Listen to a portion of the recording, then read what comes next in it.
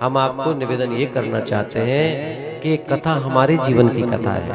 गजराज के माध्यम से हमें कुछ समझाया जा रहा है कि तुम धरती में हो, मनुष्य जीवन में आए हो तो क्षुधा पिपासा तो बुझा लेना अपने, उसमें ज्यादा दिक्कत नहीं है, खतरा भी नहीं है। मक्खी अगर बगल में बैठ करके गुड़ की चाशनी को खाए तो मौत नहीं आएगी उसकी, लेकिन मक्खी को लगे कि जब पूरा इतना बड़ा गुड़ का साम्राज्य पड़ा है चाशनी का, तो क्या दिक्कत है, छलांग लगा देते हैं। तो जब लगाएगी छलांग तो पंख लिपट जाएंगे चाशनी में और वही तड़प तड़प के मरती है। फिर मक्खी गुड़ में गड़ी रही, पंख रही लिपटाए, हाथ मले और सिर धुने, लालच बुरी बला, लालच मारता है। यहां जल क्रीड़ा करने के लिए आप धरती पर नहीं आए हो, आप क्रीड़ा में उलझने को नहीं आए हो, आप भजन करने आए हो, भूल गए। इसलिए काल तो अपना आएगा, टाइमली आएगा, पांव पकड़ के खींचेगा, और काल जब खींचता है किसी की नहीं चलती, फिर किसी की नहीं चलती। और काल ने खींचा, गौर करना जरा, ग्राही ने खींचा तो घुटने तक पानी आया। अगर आपके घुटनों में दर्द होने लगे, समझ लो काल अपनी तरफ खींचने लगा है। आप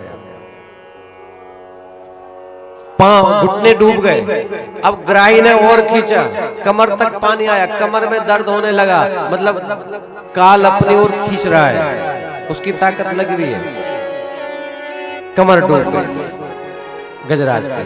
पेट तक पानी आ गया, अब पेट आपका गड़बड़ होने लगा, मतलब काल अपनी ओर खींच रहा है। अब पचता नहीं है, बुढ़ापा है, कुछ खाते हैं तो पचता नहीं, पेट डूब गया जी। अभी भी हम ध्यान नहीं दे रहे कि काल हमारे को खींच रहा है। और जोर लगाता है जब काल, तो पानी पेट से ऊपर छाती तक आता है। अगर दिल में दर्द होने लग जाए, हृदय संबंधी रोग हो जाए, अटैक की बीमारी पड़ जाए, या टीबी की बीमारी हो जाए, समझ लो काल अपनी ओर खींच रहा है। हृदय डूब गया, छाती तक पानी आ गया काल का। और ताकत लगाता है जब काल, तो गजराज के तो गले तक पानी, गले तक डूब गए गजराज। गला गड़बड़ होने लगा, गले में खराश नहीं लगी, खांसी बहुत, कफ जमने लग गया, गला डूब गया, काल अपनी ओर खींच रहा है, गला डूब गया जी।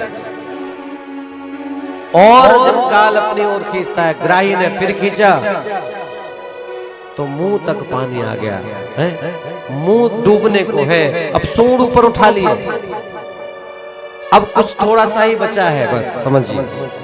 लेकिन उस अवस्था में जब थोड़े ही बचे हो, मात्र अंश मात्र बचा है जीवन, उस अवस्था में भी अगर गजराज की तरह हमने कदम बढ़ा लिया तो भी शायद भला हो जावे।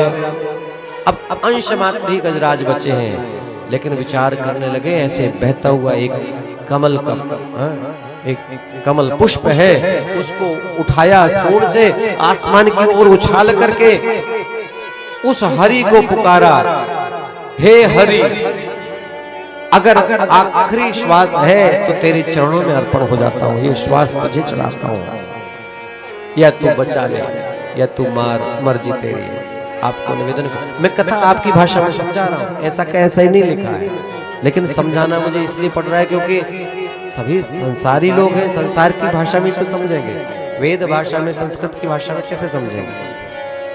हम आपको निवेदन करें, हाँ अभी निकला ही था मुख से और री पूरा हुआ नहीं, हरि बोलने में कितना समय लगा होगा, हाँ निकला नहीं, और री जब तक निकला तब तक हरि प्रकट हो गए थे, और हरि का प्रकट हुआ